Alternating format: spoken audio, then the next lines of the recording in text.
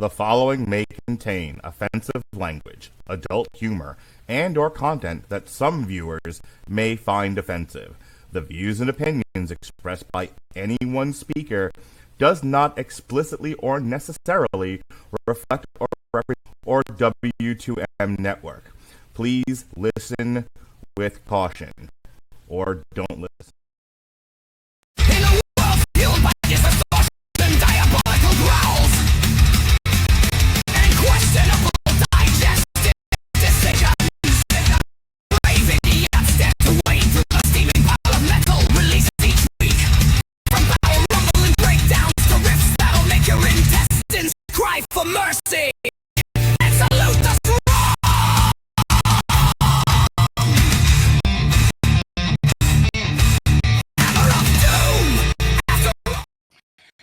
Yes, indeed, Lemon Squeezy. It is the Metal Hammer of Doom, after all, and I am your host. The mandated reporter, and frankly, I'm mortified, Mr. Mark Rattledge, and down there is my brother from another mother. He's going to be watching vinyl with me in the next month or so instead of the newsroom. That's what I meant to say before we went to live on the air tonight, Jesse. Ladies and gentlemen, it's my producer. You're listed as my producer in our upcoming Rattledge and Broadcasting Network album that'll be released October 19th. Time I get some credit on this damn show. Right, No, man, I'm glad to be here. Man, am I excited to talk about our band that we are going to be covering tonight. Yes, sir. Yes, sir. We have some announcements about some forthcoming shows. Not my next guest here. Always the third chair, but he's not the third most important person here. Not even a little bit. Ladies and gentlemen, they call him Cat Butt McGee. It's Robert Cooper. How do you do, Cat Butt? I really, you know what's funny? I had Yes. Cat ass bait himself. Let me double back to the treatment of cats, but I don't want her to wait any longer. Ladies and gentlemen, the lady of the hour, Miss Mick Wanamaker. How do you do, madam? Hello. I'm interested to hear what y'all have to say this episode. We should be interested in what we have to say every episode because we are such learning and expressive and talented individuals. Right. So, I don't know about all that. I would like to start today's Substance Abuse Anonymous meeting by discussing an idea that Jesse done gave me. Jesse, are you frozen? Yeah, he is. Okay. Well, Yeah, he is. Yeah, I'm not. You I swear I'm not. Yeah. You are my big guy. I was going to say, you look like you just put up a picture of yourself looking off to the side, and that's the end of that. You're like, I hope the teacher doesn't call me in Zoom class. Oh man. Am I fixed at all, or am I going to have to go out and come back in? You might not. You might need to go back and come back. All right. Try to turn it off, turning it back on. Sounds That's like right. a good idea. First turn her off, and then turn her on again. She likes that. How do you do that? Well, turning them off is easy. Turning them on, you have to sometimes follow a set of instructions written in, Sri Lankan. Oh, see, I'll show them my foreign movie collection. Every woman loves that. I would like to show you my etchings. So I'm waiting. I want Jesse to come back in because I need him to take full credit for this. But so next month, we're doing Rob's pick, right? Is that what we decided? Yes. Okay. Well, after that, I want to share. I finished out the calendar for the rest of the year. Okay. So September 21st, we're doing Paradise Lost, Ascension, right? Yep. There he is, with his head moving and everything. And moving in living color. Look out. Gal Jolson. Okay. This and take it up with Jesse, whose idea this was. Do you know what album we're going to be reviewing on October 19th, Mick? Do you know what we're doing? No, I don't. Fra Diavolo, Recipes for the Damned. Oh, yeah. Yes. I don't know if you've ever heard of Fra Diavolo, but they're a band that likes to fuse metal with cooking, and in this particular album, tearing down the church for some odd reason. So so we don't. It's not gonna be a very video heavy show because we can't really because there are no videos for Friday Album as of yet. But we are gonna listen to the entire album in its entirety, even. Old school. But how do you feel about? Yeah, exactly. This will be like an old Metal Hammer of Doom. We're gonna go back to the original. So how do you feel about that, Mick? How do you feel about an entire episode dedicated painstakingly to every single track on Fra Diavolo's debut album, Recipe for the Damned? I think that'll be fun. Yeah? Just slowly going through it. Okay, I'm curious. I'll be very curious to get your opinions on the matter. Robert Cooper, what do you think about all this? Do I get to talk about my fleeting love life like always? Yes, of course. Okay, good. Just because it wouldn't be an old school Metal Hammer of Doom without people being like, talk about the album, you fucking assholes. So Jesse, explain to the children why you're making them go through this. Well, Mark actually wanted to talk about it tonight. And I was like, no, we need to give it the opportunity to breathe and discuss it. Now, I think that Mark put his heart and soul into this album. Heart and soul. And we will get to experience all of, just sit down and experience everything that he wanted to say in each track. So far, I haven't had a chance to listen to the whole album, but there are definitely some heavy tracks on there that I kind of dug. So I know you've got a favorite on there. Well, I said you're already ahead of yourself with part 2 ready to go. Let me get there. So in November, because they're releasing a new album, they've been on tour. They've been doing a lot of festivals. They were one of my favorite bands growing up in the 90s. Biohazard, Divided We Fall. They've got a new album coming out that's Divided We Fall. I want to talk about it because I want to spend an hour or so expressing my great love for Biohazard. Because always, Robert Cooper, respect Biohazard. From the hard side. That's what the I've actually never. My experience with Biohazard actually goes about as far as Joe Dirt. The scene with the crapper tank when he's like, "I'm gonna hit this nuclear bomb with this here ball peen hammer." Like that's just a Biohazard band sticker. And just hit the crapper tank with ball peen hammer. He gets poo all over him. Yeah. David Spade's a comedic genius, guys. What can we say? Sure. So that's what we're doing in November, doing what we would normally do, like a turkey album. Well, we're going to talk about a big fat turducken in Biohazard. And then we're coming back to Fra Diavolo. We're going to do Holidays Are Hell, their upcoming second album, which will be out September 7th. It'll be on, so right now, Recipe for the Damned is out. It's on Spotify, Apple Music, wherever you stream or buy music. And then September 7th is the follow-up, Holidays Are Hell. Every song dedicated to all your favorite holidays, Christmas, New Year's, Thanksgiving, Rosh Hashanah for all you Jews, Ramadan for my Muslim friends. That's right. There's a whole song dedicated to Ramadan on there. So, it's an I'll tell you, Jesse was alluding to it. There's a song on there about St. Patrick's Day that came right out of the old Rattleton Broadcasting Network archive. And it's like the best thing I've ever done. It's like some days this song kids. Like that's where it is for me. It's fucking amazing. So I'm excited for this, as you can tell. Jesse, what have you got going on in your world? Oh, not a whole lot, man. I just yesterday I wore out. I'll just put it that way. I helped my daughter move into college yesterday. She had to go back. So she succeeded in going back. Fantastic. The debut, the sequel, year 2. Yeah. This one we had no elevator to take any of the stuff up. So we had 3 floors we had to scale with many boxes of stuff. Scaled, I guess, 9 flights of stairs or whatever that was on my phone. But yeah, that was about it. It was me wearing myself out, taking stuff up, going back down, taking stuff back up, and then going to Walmart, and then picking stuff up there, and then going back up. That is all I wanted to do today was rest.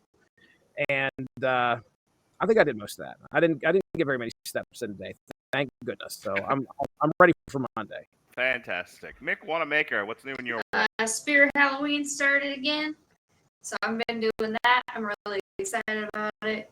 It's kind of funny because I'll be scrolling on TikTok and people are like recording videos inside the stores that are local to them, and I'm watching them as if I didn't just set up the store. I'm like, ooh. What store closed down for the Vulture this time? It's a Pure One Imports. Nice. So it's been standing for a while.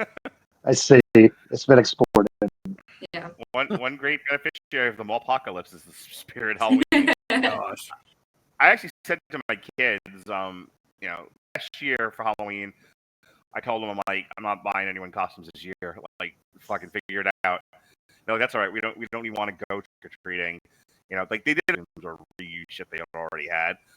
And then I said, like, for Halloween, why don't we just watch horror movies and give out candy? So that's what we did last year. This year, we were going to do the same thing again. My son expressed an interest in going to Universal's Halloween Horror Nights, which he'd never done before, and he's 11, going on 12. So I was like, all right, now's as good a time as any. I think you can handle it. I took his sister 2 years ago, so she was 12 at the time. And she liked it. It was all over my TikTok at the time. She, you could actually see her just, hey, I'm at Universal. I'm happy to be here. This is when I was doing a lot of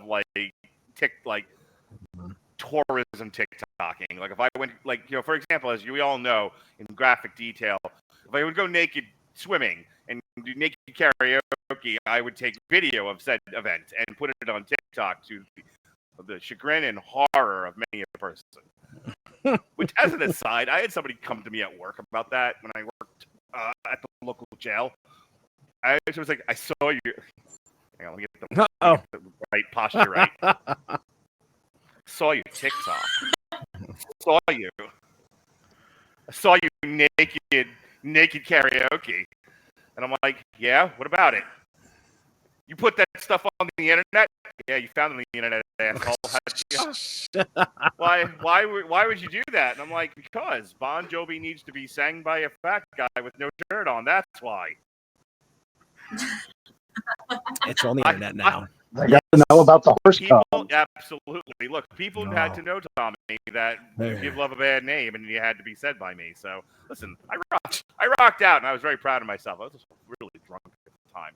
But, so when I was at Universal with my daughter, I did a whole bunch of TikToks of her, like raiding the haunted houses. And, we get there, and she's really excited. We go to the first haunted house, and she's like, okay. A couple of houses later, oh boy! By the third house, and I think it was like The Exorcist 2 or some shit. She was like, "Oh, The Exorcist Believer," and I'm like, "So Lily, how was Exorcist Believer house?" She's like, "I don't want to believe." Oh boy. She's not having fun. Done. Yeah, she's not having fun. So she was not going to go back this year. I was just going to take my son, and then we had a town meeting today when they came back from their moms, and I was like, what if we all three went on Halloween? So it's a long way to get to that part of the story, but I'm taking both my kids to Halloween Horror Nights on that day. Yeah. Oddly enough, not the most expensive night to go. Oh, interesting. Yeah, I thought it would be, but I was like, this is as much as any of the other nights that are more inconvenient for me, which is the ruling factor here. Which night Halloween? So it is a Friday. It's a Friday, isn't it? It's a Friday. It's Halloween. It's all those things. But again, not the most expensive night. They were worse nights to go. Every time I've done this, because I've been twice now, it's pretty busy every single time, no matter when I went, like what part of the year. So, what about you, Cooper? How are the ladies treating you these days? Great. Wah, wah.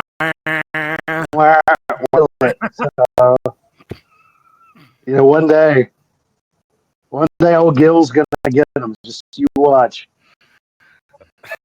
Okay, that's only slightly depressing. Hey, why don't you tell us about this first video, Sacred Reich? Oh man, fucking Sacred Right's awesome. So I got my Blind Guardian ticket. I think I talked about that last time. And then I was like, oh, Work gave me enough points to use because they have this fucking system that they give you good boy points. And you can redeem them for things. And well, if you have an obnoxious amount for being an obnoxiously good boy like me, you can redeem them for things like tickets. And I was like, oh, Dark Angel's going to be coming into town. So it's Dark Angel, Hyrax, and Sacred Right. Nice. And I've not listened to a whole lot of Sacred Rights. So I was like, let me look them up. And they fucking rock. Yeah, they do. I've never seen Encino Man. Apparently, they definitely make an appearance in that. Yeah.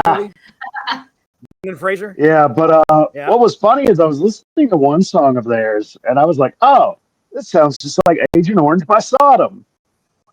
I was like, oh man, they ripped that off. And then I looked at the year, and I was like, wait a minute, Sodom ripped them off. Now I don't feel right. That's one of my favorite albums. Oh, fuck. Oh. So, yeah, this is a song from one of their early 90s albums. It's got a little bit more, less of the thrash band, just a little more, I think it's a little grindier, not quite grunge, but definitely it's still really aggressive. But the fun thing is I found this version where they shit on some modern pop acts, let's say. Oh, good. I don't understand. It's fun. Version parody. What does that mean? As in, they have parodies of modern pop acts in the middle of it, in the middle of the video. Oh, okay, all right, fair enough. See, these two are watching TV, and they're watching the music video. MTV. And, I don't know if they want their MTV, but it did come on Headbangers Ball. The original video that I found of it is this one. I think it looks like some Spanish channel, but yeah, they keep changing the channel, and when she changes the channel, we get a parody. So awesome. Yeah, you get to see them shitting on early '90s pop acts too. It's great. All right, I can't wait. All right, here we are. Sacred Reich, Independent.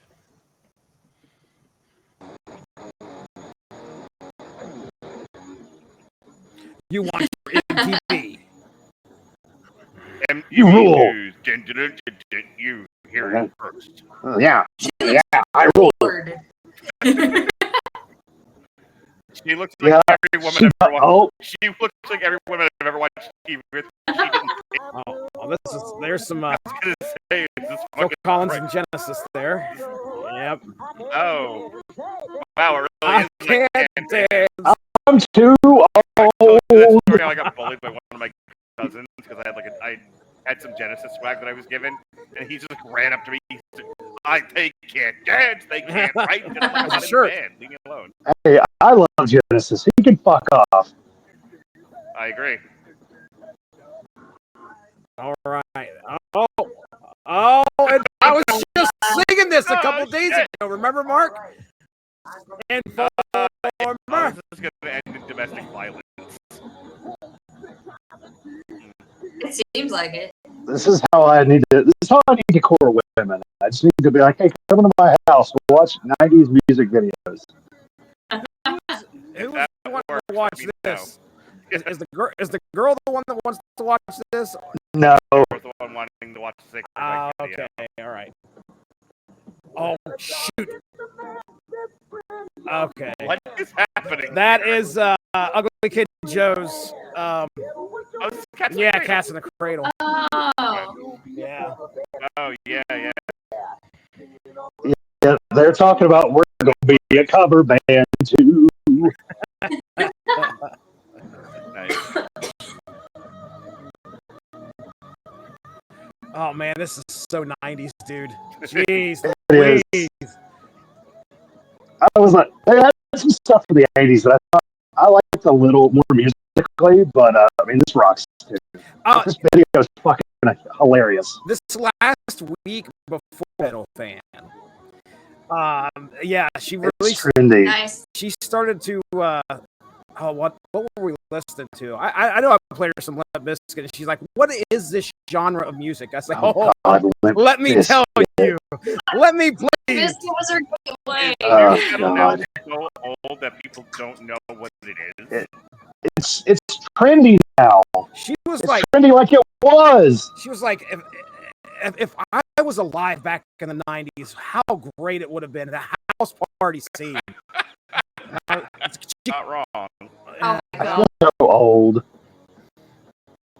I'm such a curmudgeon. Take me out back. So I was out, Shoot me, I was please. out naked swimming with my girlfriend yesterday, and we were talking with the other elder folk in the pool, and I said like I was 50, and it was, and I was talking to this one guy, and then later on he's like, "How old are you again?" And I'm like, "Fantastic." Yeah. Yeah. We're all 50 plus Yeah, or there minus you go. 5 years. Mark, are you gonna stay 49 forever? Next year, you're Forever gonna say 49. No, I'm absolutely embracing 50. Yeah, he can't wait to get to 69. Am I right? Well, Hey. you're so Nick. much closer to the AARP. Yeah, discount, buddy. Allegedly, I mean, I Sick. shouldn't say allegedly. She's already paid for it, but my girlfriend actually, because I happened to have said to her, like, I really wanted to do like a bucket list thing for my 50th birthday. Jesse's the roast master.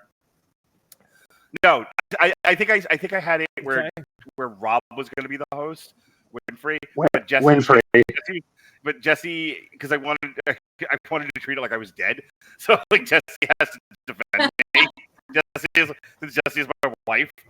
Jesse, There's somebody behind you, Mark. Oh my god. That would be amazing. I remember having this conversation because I said I was going to seat my son next to Alexis and make that the worst night of her life.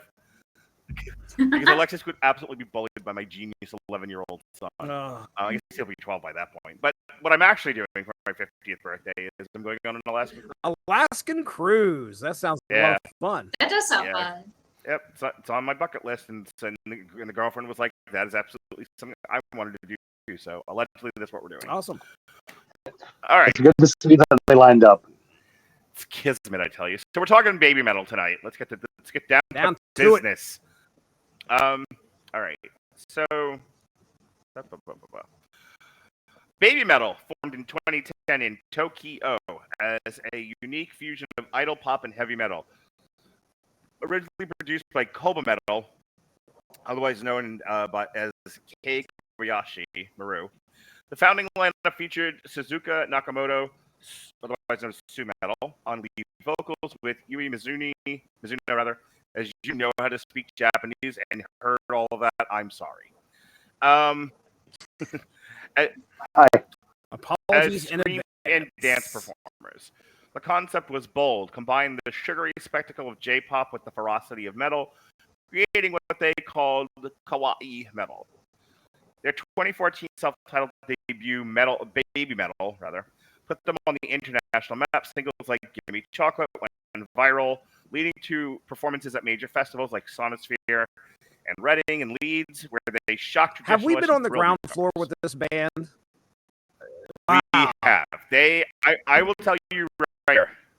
You were not a part of it. That was Jason and Melissa, if you remember. Yeah, I remember. Yeah, I showed up at the last 15 minutes because I had to work. I will stop from the introduction of what is and what was and what will always be Baby Metal to talk about how we came to it. I think doing my usual social media doom scrolling, and I think I came upon Metal Injection's coverage of Baby Metal, and it was like, we just heard, it was like Doki Doki Morning or Gimme Chocolate, one of the two. Yeah. We just heard one of these two songs, and oh my god, pants blown off. And I went, and because I love the idea of fusing completely different styles of music together, so I saw the Japanese pop idol thing with essentially, death metal and industrial, that kind of groove. And I was like, this is fucking, as much as I love death metal, the vocals also have to sound the same. It's unintelligible. So here are these really cutesy Japanese girls singing over death and industrial, and I'm like, well, this is my shit. And I immediately was like, we have to talk about this. And because my ex-wife had lived in Japan for a year, how Jason ended up there. Jason was like Snoop Dogg during this era. He just fucking showed up on podcast unannounced. Just decided Yeah. to one day. Testing off Jeremy Lambert. I'll never forget that one. Yeah. Your white boy A lot rap of music. a lot of Done. things we were known for. Driving Jeremy Lambert to paid podcasting was one of them. Yeah, we helped him get a real job. We did. I would like to think Jeremy Lambert is further along in his social media career because of us. Oh yeah, yeah. We I'm not taking it. showed him what not to do. I have value. I can go other places. So we did that podcast. It ended up doing really well for us. I think the second time around is when we were doing the Metal Hammer of Doom Extras, Jesse. And this is where I was being accused of being moderately racist. Yep. I remember this. So you want to tag in, Jesse, and tell? Oh well, I mean, so Babymetal and oh my goodness, Rob Halford. Yeah, Yes, Rob Halford did Painkiller. Oh boy. There it is. So yeah, Mark decides not to let a sleeping dog lie and just jumps right in and starts roasting. Well, I wouldn't say you were giving them a hard time. You were just kind of singing along. People didn't like that at all. Oh my god. Not at all. So if you sing in English, but you happen to be Japanese, you tend to not pronounce your L. Killer was Painkiller. And I, as Jesse said, wouldn't let it go or just be. I had to accentuate it. So I'm in my best Babymetal. I was going, he's the Painkiller. And then I had to talk about it for a while, as if I'm not autistic enough. So I'm like, hey, they don't pronounce their L's like, like a Vietnam veteran or anything. Like these slant, like I wasn't saying like that kind of stuff. I was like, right. You were just doing an accent. I was doing an accent, and I was commenting on how adorable it was. Okay, Jesse, take me home. So this is happening on my YouTube account, by the way, and in which all of a sudden shit just lights up. Like all of a sudden I see comment after comment after comment coming through. It's important to note that Jesse does not get comments. Jesse does not get comments. Jesse doesn't like comments actually, and all of a sudden they're really negative. I'm like, what the hell happened? Oh, I remember what happened. So it was the first time that I ever like removed. I think I still have it on my YouTube, but I definitely removed it from public view. More downvotes than the 2016 Ghostbusters trailer. I was so mortified. But yeah. So that's kind of where we landed with that one. It was a fun time, but not a good result afterwards. Yeah, I think this is their fourth album that we're doing tonight. So Metal Forth.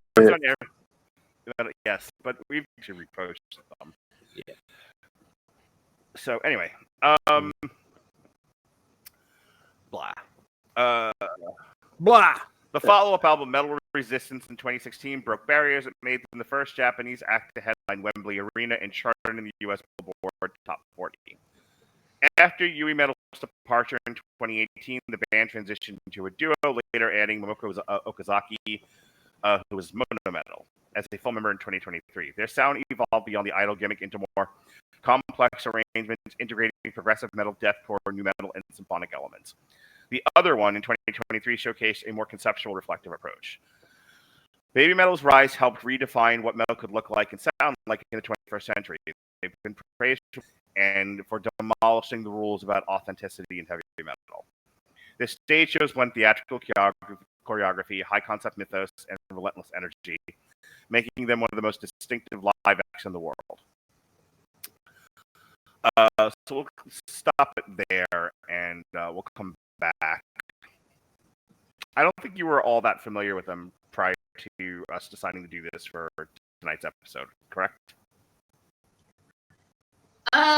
Well, just vaguely. Like I've seen them be friends with a lot of other like more American metal stars, and they started. Yeah, that like I saw a picture of them with that became the thing to invite Babymetal to your party. Yeah, and And like I had listened to Gimme Chocolate, and I really dig G was cute and everything, but it was not a part of my rotation.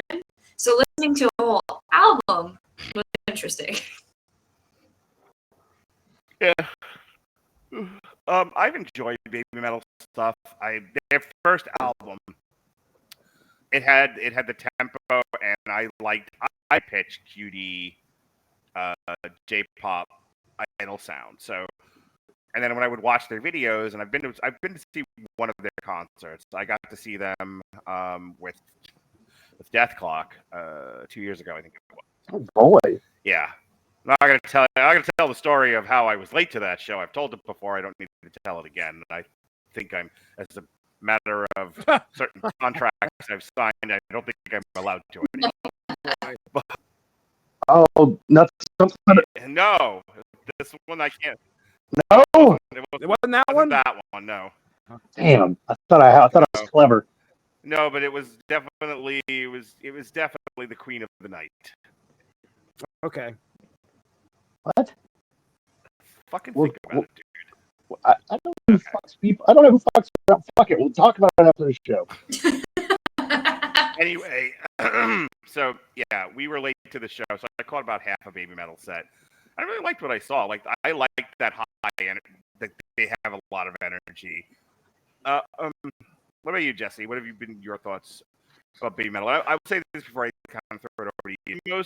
It's the most distinctive. Yeah, love their first one. It's the most distinctive. I think it's the most. We all know how much I like to bend genres. It's the most genre bending of all of them. They got a little bit more. I don't want to go as far as saying samey with the next couple albums, but definitely it's less distinctive track to track. What do you? Okay. Well, what I expect with Poppy, or excuse me. Oh my goodness, I'm already jumping ahead. With Poppy, the Queen. It's funny because I logged into Poppyverse just for this show. Remember when I forgot about Poppyverse?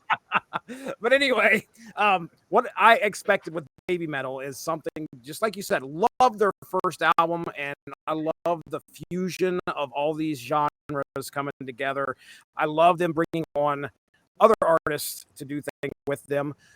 It's a wonderful.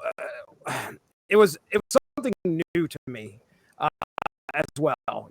Just like Mick, you had said how they have this cutesy vibe to them, and expecting this to work well at all together, and they do a great job of doing it. So, as far as the albums have gone, I love their first album. I remember Metal Resistance being something that I really enjoyed as well.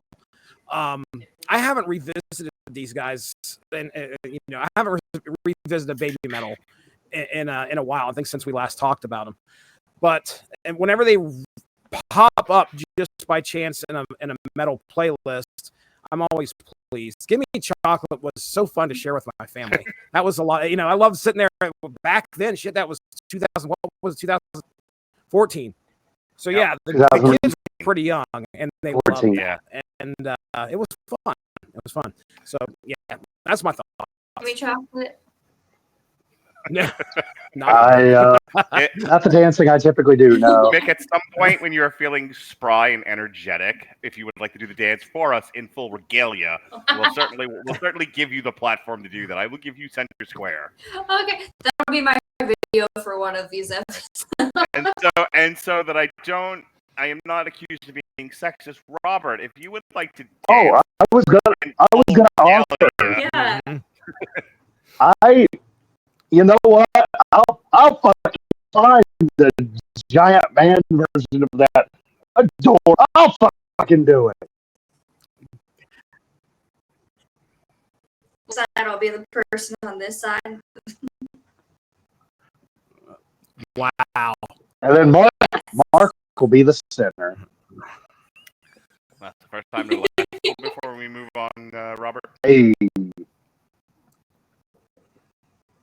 Yeah. Like I said, I still love that I came in like the last 10 minutes of the first podcast.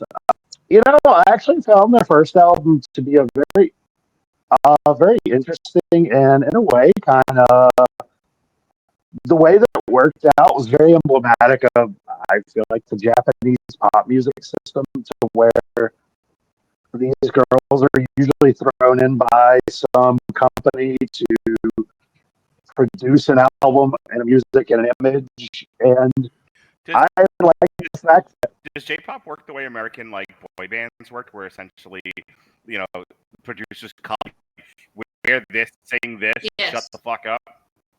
it's, bro, Yeah, I don't. It is. Yeah, I don't. it's All right, let's talk Really about bad. that for a minute. Robert first, but I want to hear, like, what do you know? Tell me what do your elven ears hear, Robert Cooper, about the J-pop scene? well, I mean, J-pop, and even more so K-pop, because with K-pop,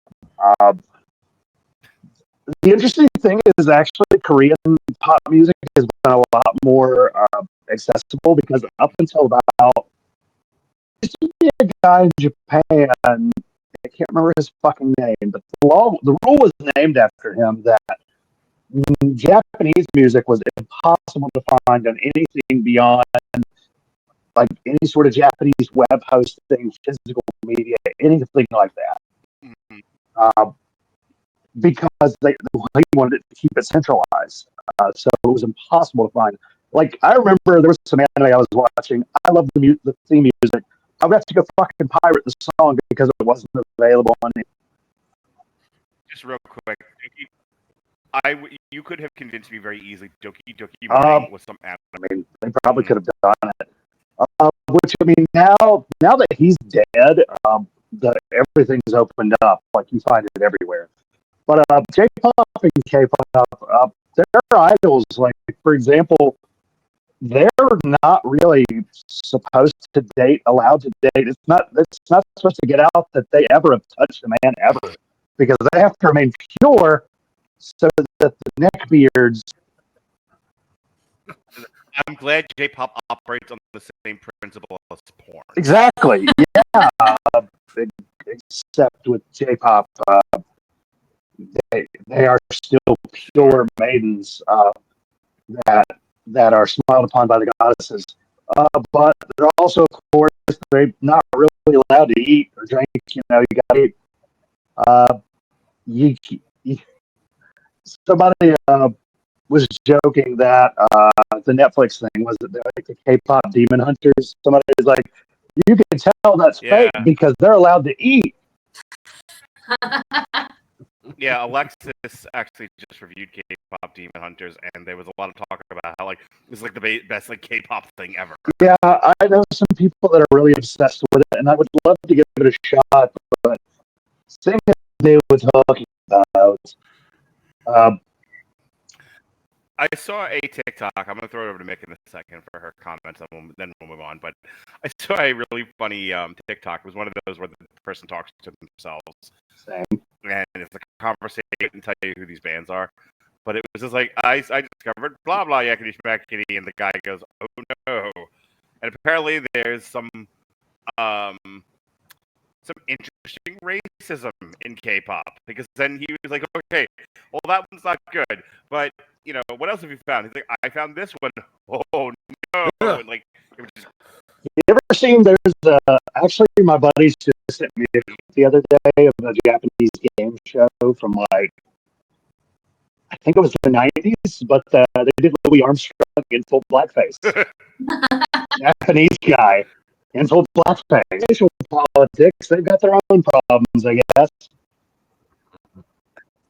I'm sure the logic there was, well, he was black. Exactly. With your... I can't defend it. Full motto. Did you want to throw in any other insights as to J-pop, K-pop, U-pop, pop?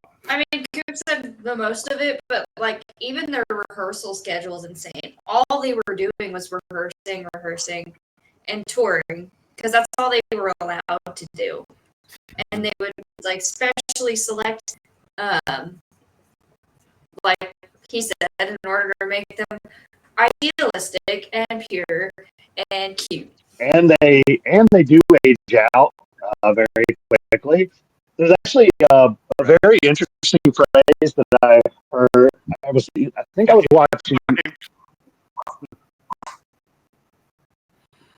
a sporting show. I think that's what it was. Either that or an anime, but it was talking about there's a saying in Japan that women are like Christmas cakes.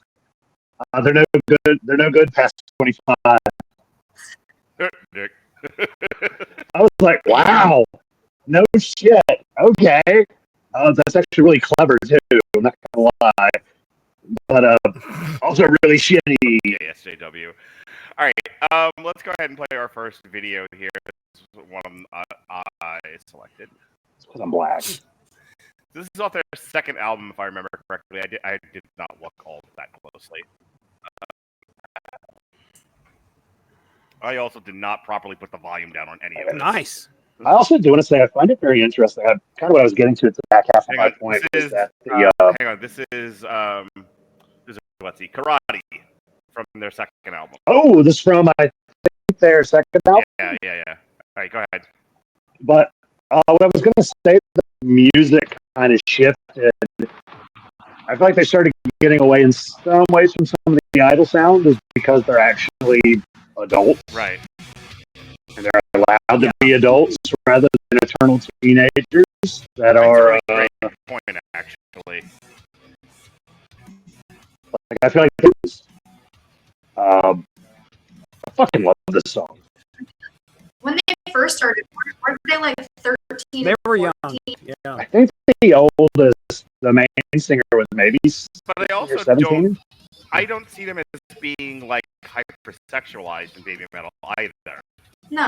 You guys are talking about with the idol, with the traditional idol stuff, where it's, you know, kind of being, you know, pointing at them about 20 yards, like, look, young girls, huh? We're not. This isn't coded at all.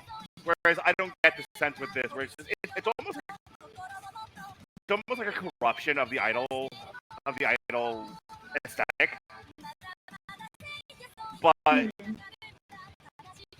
with corruption gives it sort of a negative vibe. Whereas I'm more saying it's like, what if you took the idol thing? It was like, we're just gonna, you know, make it metal, but you still have to retain. You still have to retain in very clear voices in a very high pitched tone. But I mean, I would. Other than it's three Japanese girls, I don't see it being all that different from any modern metal. A band name. No. Uh-oh. Yeah. Well, you're joking, but I actually agree with that.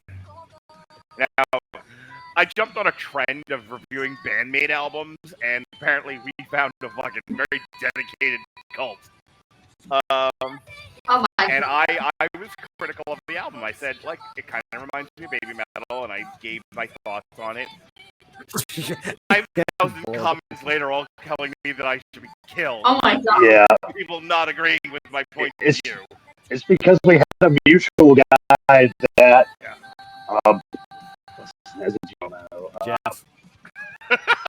But I mean, he's got like 70,000 followers or something. So what the fuck do I know? Like 10 people who watch his videos. Get the fuck out of here. Yeah. I mean, like, some of his stuff gets a lot of views, but I'm wondering if it's just bot material. It could be, but he is obsessed with fucking bandmate, and yeah, he got a lot of views doing a reaction. So I think we were like, fuck it, let's ride that gravy train, baby. Biscuit wheels. Yeah, you did. We were just like Babymetal. I mentioned Babymetal, and apparently there was a can't compare them. Like, it would be like it was the equivalent of comparing Megadeth and Metallica. Like that level. Like, no, they're so different. Good. Please touch grass, the kids say. She caught a fly. Don't eat it. There's so many. Because of our karate. I was going to say, I picked this one because of it's part of their dance moves. They're doing, like paint the fence and fucking karate punches. Yeah. Karate moves. Yeah, karate. Yeah. God. Have they tried they should do the splits and bite somebody in the nutsack. Like Johnny like What Lloyd he's doing is like Van Damme split. It's just John Claude Van Damme. I didn't know he was so hot. I still think Bandmate has has a lot of energy. Like I enjoy watching the videos. Just like I'm not like the world's biggest dance fan, but I like watching them. They have a very energetic like dance set in their videos. Yeah. A lot more choreography than you'll usually see in a metal video. As opposed to none. Yeah. What? Or rotate head and circle in the deep woods. I almost picked one of those, by the way. Of course you do. Oh, All right, goodness. let's talk about this new album. Tonight we're talking about Babymetal Metal Forth, which was released August 8th. Hey, finally we're doing something contemporary, like within a month. 2025 on Capitol Records. It's officially their fourth canonical album. They set the other one aside as a concept project, and it's the first full record. The title is a play on words, metal forth as in moving forward, and metal forth as in pushing beyond the genre itself, and that's exactly what they tried to do. This record is built almost entirely on collaborations. Yeah, that was one of the things I wanted to talk about. Only 3 of them are just Babymetal. Everywhere else, you've got guests. You've got Poppy, Spiritbox, Polyphia, Electric Callboy, which we've actually played on the show before, Slaughter to Prevail, Bloodywood, which is an unmistakable guitar attack. Clocking in at just over 35 minutes. It's a lean, polished, and loud. You get flashes of new metal, deathcore, alt metal, and even EDM crossover, all stitched together by Babymetal's trademark pop metal energy. It's maximalist by design, a chaos of styles colliding with choreography and gloss. Critics were split, but mostly positive. Clash called it unrelentingly maximalist and gave it a 7 out of 10. Blabbermouth went higher with an 8. Both landed 4 out of 5. And NME and Sputnik Music were less impressed, arguing that some collabs drowned out the band's core identity. Louder Sound described it as a high-stakes experiment in what heavy metal could become if it stopped worrying about authenticity and genre loyalty. Here, brother. Well, and that's the big takeaway. It's been divisive, but here they lean into that division as a statement. The album says metal can be pop, it can be global, it can be hybridized beyond recognition, and still be metal. Love it or hate it, Metal Forth proves that Babymetal aren't just survivors of their own gimmick. They've turned into disruptors, forcing the genre to ask what comes next. Jesse, you and then Robert, because you both seem to want to jump. Well, I was just going to read here. One Reddit user succinctly put it: the TLDR is album good, nice. 100 out of 10. 100 out of 10.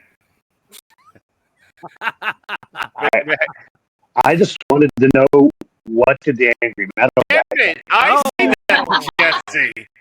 Oh my God! You didn't. You were reading all of them. To and him playing the bit is my fault. Yeah, go back to licking your cat's butt or whatever it was you were doing. Yeah, yours is next. That's fine, but then at least let me say my thing to Jesse. But Jesse, yeah, what does the angry metal guy think? Well, my goodness, we need to look and find out. I don't know if they reviewed this. Wouldn't that be something? So Mick, while you're wet, it was all these like crazy pairings of people just doing like pop standards. Kind of like the metal version of this, you know. Look, it's Babymetal and some other random white man. Like, oh, hello. Wasn't it Tony Bennett? Fellow Caucasian. Yeah, that was the big one. It was like Tony Bennett and like fucking Bono. But yeah, this felt like Babymetal invites and friends. Babymetal and friends. I thought it was. I mean, it was all right. I felt like all the songs kind of started blending together for me, but I I also feel we need to consume it in like song by song. The whole album was a lot for me. Okay. But love, It's interesting. I felt differently. I felt like this is a return to every song is its own genre style of. that's fair. Because I mean, each band that collabed with them had That's their why own I'm thing, saying that. contribute. Right. So like it did mash really well. It just like after, I don't know. But I love Bloodywood and them together. That one, I forgot that they did that. But they're Right. having like Yeah. Bloodywood had them collab, and then them having Bloodywood collab. That was nice. But the 3 songs that were just them, made me realize that maybe Babymetal is not exactly for me. I love them seek it out. Right. Okay. Robert, what is your thoughts on the new Metal Forth? Mine was actually the totally opposite. Yeah, I kind of like what Mark said. When I looked at this, everything was a thing. I'm like, oh, it's duets. Okay. Which I like because their sound is very unique to the metal sphere. It makes sense to kind of mix the gent sort of sound, Tom Morello, Bloodywood. Yeah, making animal sounds. I actually preferred their. That's why I really like the solo song. There's the one in there, the Kawaii, that kind of just felt like almost like a EDM songs on there. I was like, oh man, I kind of miss baby metal just doing baby metal, because I'm a fan. With the extra stuff though, like it was cool. Spiritbox, Poppy, All Hail the Queen. It was good. It was good to hear her. I like the fact that they can use, in a way, I think, using baby metal's sort of Japanese pop mix, tinged metal mix with other subgenres and kind of, I don't know, it was super successful. But, yeah, I mean, I like to give it probably like a solid 7 out of 10. All right, Jesse, we've given you enough time. Are you prepared now to speak to address the public? Yeah. Angry Metal Guy did not review the album. Oh, yeah. But as his personal spokesperson, what did you think? Well, okay, so I did enjoy what we got here. To Mick's point, sometimes it gets a little bit repetitive when it comes to the lyrics. Granted, I have no idea what they're saying, but my goodness, you can only hear something over and over and over and over again before you're like, wow, I heard it the first 10 times. That doesn't happen on every track, though. There's only really a couple, like 2 or 3 tracks that are probably indicative of that, where I'd lobby that criticism at it. My goodness, we opened this thing with a track that has pop. Oh, that comes next. And she belongs in metal. And I know we did that album a long time ago. I haven't been keeping up with what she's doing, but I feel like she's an artiste. She goes her own way. And sometimes when she comes back and does something like this with with a metal band, it sounds great. What was Poppy's like? I don't understand, or I disagree. I disagree. I disagree. I don't understand. The 2 most fucking powerful words in the English language. I disagree. Nick, I don't know if you know much about Poppy. She actually had an album that came out. I think it just called Scream or something, Yeah. Mark, where all she did for like 4 or 5 tracks was Scream. I love that. And that's it was very, like I said, Like Bjork does heavy metal. she has a vision. Yeah. I think that the Tom Morello song was probably my favorite off of here. Metal. That's up there. That was one of mine. The yeah. video for it's not great, so I didn't choose it. But that's probably my favorite track. Yeah, that was up there. I also love fucking Tom Morello's guitar playing. It's very definitive you could be like, okay, there's Tom Morello in the back there. Like, You need I to hear our guys. Yeah, like my favorite finds of the last 5 years was Tom Morello's cover of Purple Haze. yeah. Oh, Okay, you've not okay. heard this? Oh, that's interesting. Jesse, should I play? Negative. Should I go old school and just interrupt the show with other shit? Just throw no lube. I will throw it in Oh you. boy, go find it. Well, Jesse, Full roll force. his eyes at Give me that purple haze. Raw. The Purple Haze. Look, love Bloodywood on here. Spiritbox, I've heard a little bit of. I will tell you that I've never heard of anything on Polyphia before. I really like Polyphia. Their stuff, I can actually see you not mind it because a lot of their stuff I feel has a lot of the technical guitar work, but it's in a little bit more of a higher key, so it doesn't have sort of the same crushing Okay, sound. all right. Almost in a way, I think of it as kind of like you would almost have. Oh, interesting. Okay. Do you like like jazz? Like jazz. Yes, everybody wants to fuck Jerry. I almost said Jerry Springer. Jerry Seinfeld is a beat. All right, let me play the song quick for Jesse. All right. Here we go. This is from the Commandant solo album. This is Voodoo Child, because it's all comedian time. Hollywood, baby. Oh yes.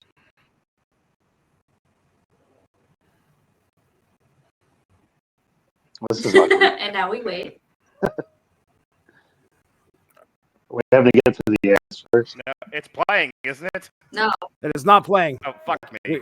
No. Well, put it on the. There There we we go. go. All right, then. There it is.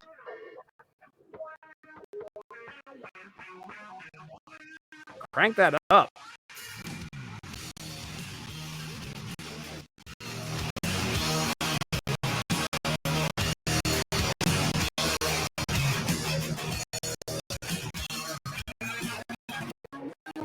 You know, I stand up next to a mountain. I chop it down. I'm putting it in my hand.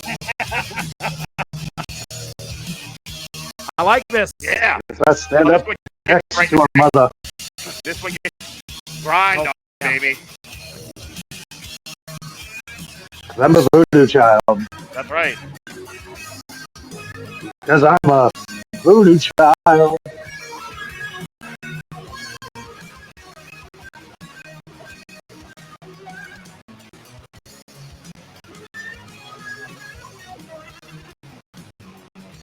What do you think of this, Mick? It's funky. Yeah. Damn right. That is funkier than an unplugged fridge, baby.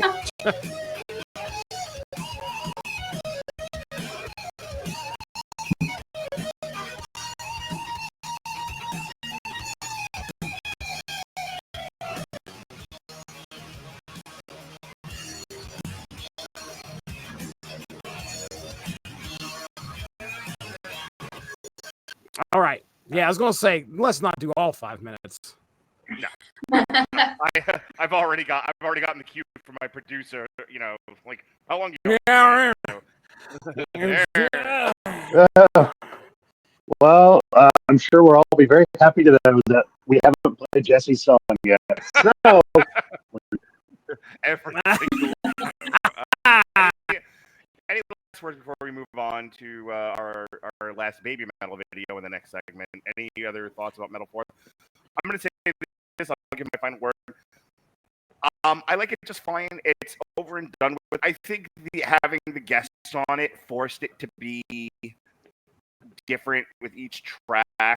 I gave it a slightly different sound. I can see where Mick is coming from, that if you're kind of dialed in, I heard enough distinctions style-wise that kept me interested.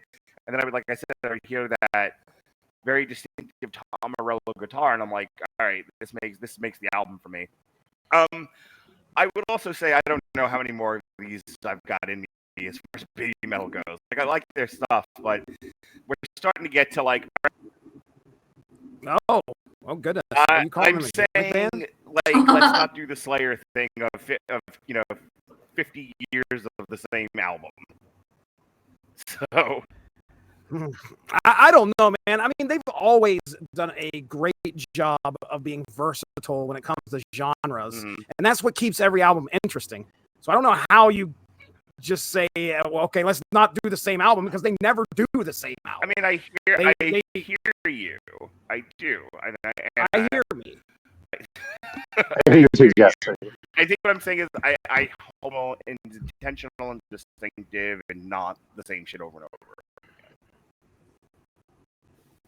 Okay. All right. Well, I just like you said, pairing with other bands kind of forces them into another genre, or at least be like Sixpence None the Richer. I just saw them on Wednesday. They went away for 30 years. Like, hey, we're fucking off for a while, and then they're back. Last time I was here, 1995. Oh man, what happened to grunge? Aged every single year. Look at you. You're older than dirt. They were great, but they were great. Like I enjoyed they opened up for Toad the Wet Sprocket, and they were fantastic. I forgot about that. But they had been gone a while. I couldn't miss them. As Jim Cornette says, "How can I miss you if you won't go away?" Good old corny. Yeah, I love the 35-minute. I think that's 35 minutes that this album is. Yeah, just like you said, perfect length for this band, for the collaboration. I enjoyed myself, so I had a good time. All right, anybody else? No, all right, I'm kind of right there with Jesse. Yeah. All right, let's get into. Go ahead, Nick. No, I was just saying, yeah. Fantastic. All right. Well, as we said before, we want to play at least one track from the new album before we move on to make this a game for us. So yay! That's all about for a second. So here's the queen herself, Poppy, with Babymetal.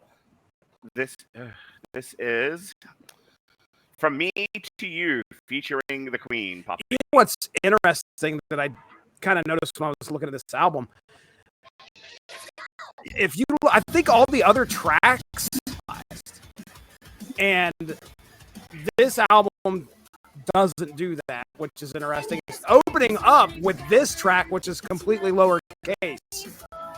So there you go. What a revolution, huh? Yeah, put it down in your books. I wanna be reborn as a diminutive Japanese girl and do all these moves. But you still can, Maki. You need so much energy. Wow. Yeah. No makeup pop. I should say no. I just need cartilage in my knees.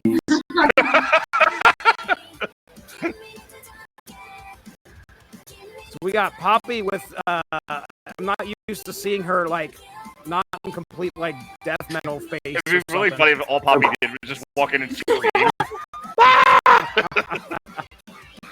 I'm here to unintelligibly scream for $1 million. Fantastic. Just let them carry the rest I mean, of the song.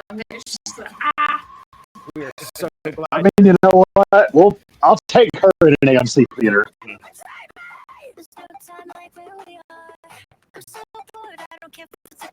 I don't like. We should put her in the. Go ahead. Go ahead.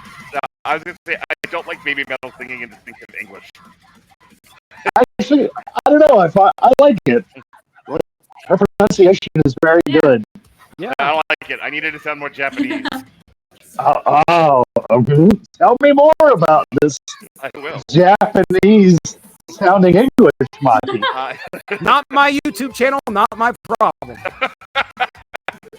I'm just saying, I need you to lean into your accent a little bit more. they've been around too many or English speaking Yeah, really. people. Now they They've been working on it. now they sound like they're from LA. LA. There it is. See, Mark, you could be our centerpiece. There you go. Yep, you got it, Mark. Almost Legion of Doom-esque shoulder pads there. Oh my God, he can see. Yes, Poppy. Tell us about it. Is this how it feels when you leave a bad restaurant review? You turn into that. You're like 1 star. Their next album is going to feature a track called Yes. Yelp. It'll be a double entendre of ouch. We've got Line kaiju review. happening here. I mean, I don't know what is going on in this video. I don't know why these girls continue to dance while the bloody Satan is behind them. I don't know what's going on. I That's believe the only thing that's causing.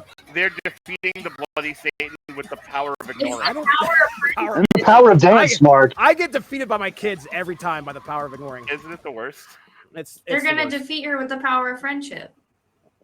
Ah, yes. That's right. My Little Pony. You got to know your tropes. Fantastic. My Little Pony. Less All porn. right. Please, no porn. All right. Speaking of no porn, Mick, I hear you have a game for us. I do. So we're gonna try to. I don't remember ever presenting, so give me a minute. Jesse, help this poor girl out. Let's say it. Screen. I was going to say, hit the Let's say little. last time you presented, it was about the fans. Oh, that's right. But that was that one. I want that one. Yeah. Okay, so in the spirit of baby metal, we're gonna guess which baby pictures belong to which metal stars. Oh, that's fun, fun. fun, fun. Ooh, I like this one. So can y'all see? Mark's going to share. There we go.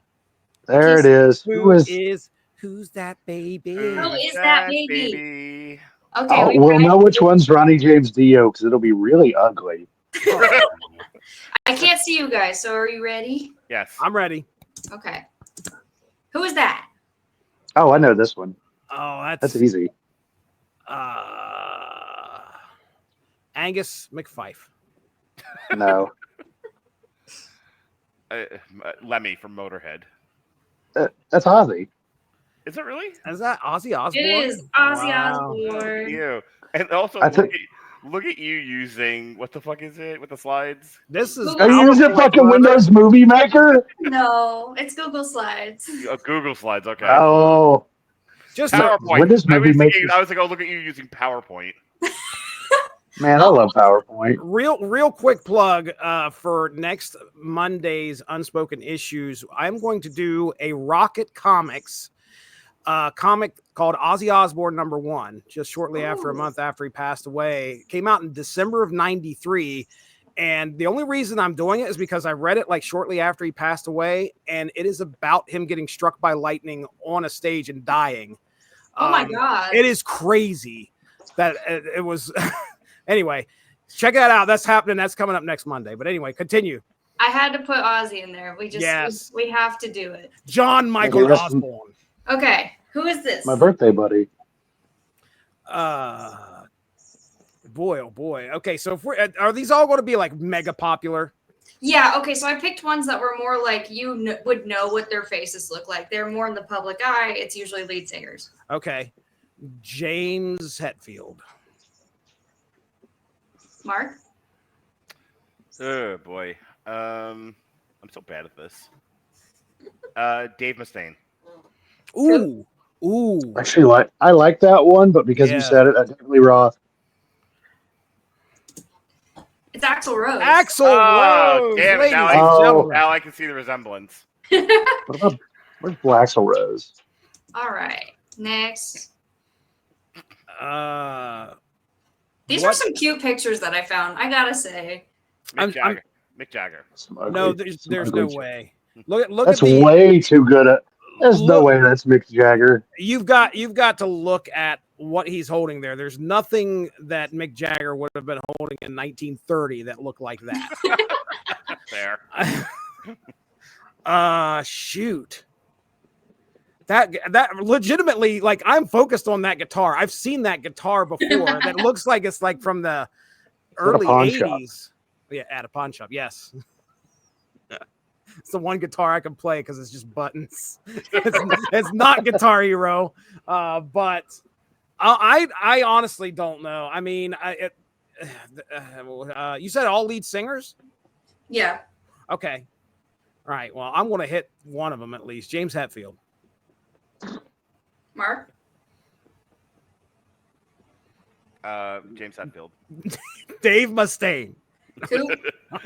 Dave Mustaine. Watchmen. This is the big toe himself, Corey. Corey. Yeah, that makes sense. Yeah. He is 51 years old this year.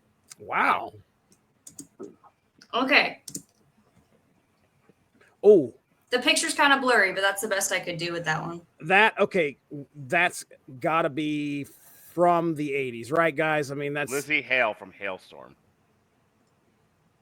By the way, I kept telling people at the Naked Swimming that I was taking my kids to go see Hailstorm, and every single time, Hailstorm? No, and I'm saying ale, for God's sakes. Oh my God. Not a single H in what I said. what's her name from Yeah, Arch but they- Enemy? What'd you Angela say? Gassow? Are you talking about Angela Gassow, the original female singer, the blonde Yeah, one? that's exactly what I was trying to say, but I forgot her name. Yeah.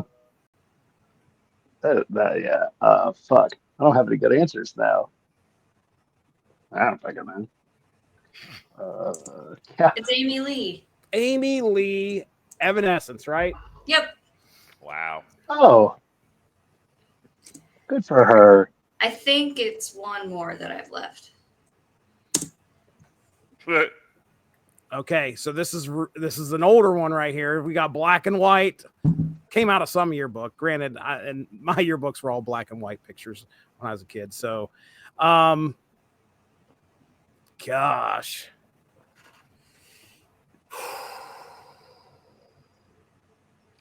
Watchmen, V for Vendetta. You We suck. Extraordinary Come Gentlemen. on, get out of here.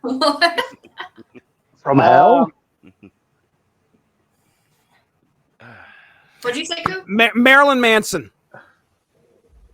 Ooh, that's a No, good I one. said I was continuing with Mark's shit. He was just naming Alan Moore stuff. I'm gonna go with Kim Dracula. Dracula. I'm gonna go with Roddy James Dio. It is Alice Alice Cooper. Cooper. Oh no, it's my grandmother. Yep. That is Darn it. it. Oh, that was fun. Good job, Mick. All That right. was So fun. does that mean I win with my one? I guess you do, dude. Yeah, because Yeah. we got none. Yeah, Congratulations. I got a big old goose egg. All right, introduce your next video there, Mick. So I found this band on TikTok like 2-3 years ago, and they were just starting up. So a lot of their videos were like, "Hey, if you like Primus and System of a Down, we have a sound for you." And I recently had them pop up on one of my like generated playlists. But remember, I've said on this show before that I love songs and bands that sound like you're throwing the band down the stairs. And that's what their sound is. So enjoy. It's not a Real very clown long song, core. but I love it. All right, Flag this is Man. Bumblebee by Flagman.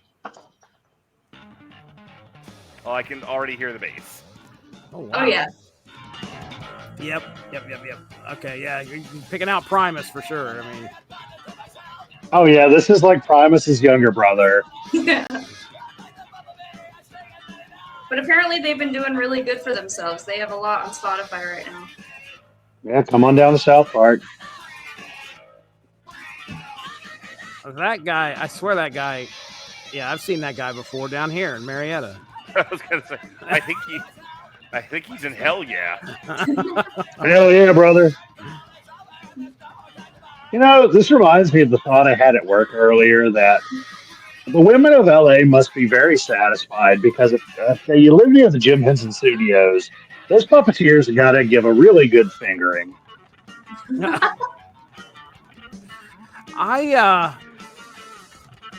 There was a lot happening in this video. Like, I mean, That's the theme of tonight's show. this is something where you're like, okay, dude, I'm going to get high. What movie or what music video should I watch? Well, All of them. You want a good trip or a bad trip? I would say this has a very System of a Down feel to it. Mm-hmm. Oh man, that dude was me a couple days ago with the drinks and stuff falling down. Where did they fall from? It was bad. What, they fall down the stairs, all 3 flights? That'd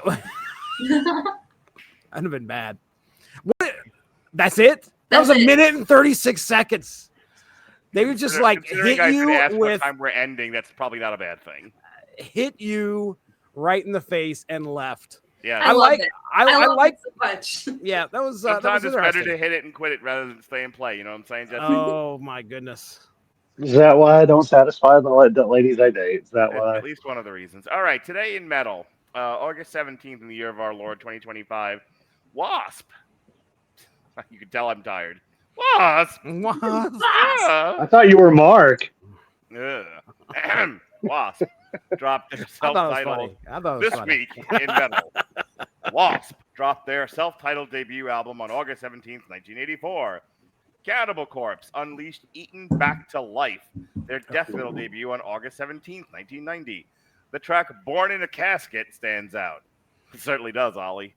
Typo Negative, Sean Comer, released their gothic metal landmark, Bloody Kisses, one of my favorite albums of all time, despite the fact that I fell asleep on the podcast. On August 17th, Yeah, you did. I wasn't going to bring it up. It's all right. Christian Woman still remains iconic, as they all do. Other notable August 17 releases include Exodus' Force of Habit, 1992, Michael Kiskey's Instant Clarity, 1996, and Doro's Forever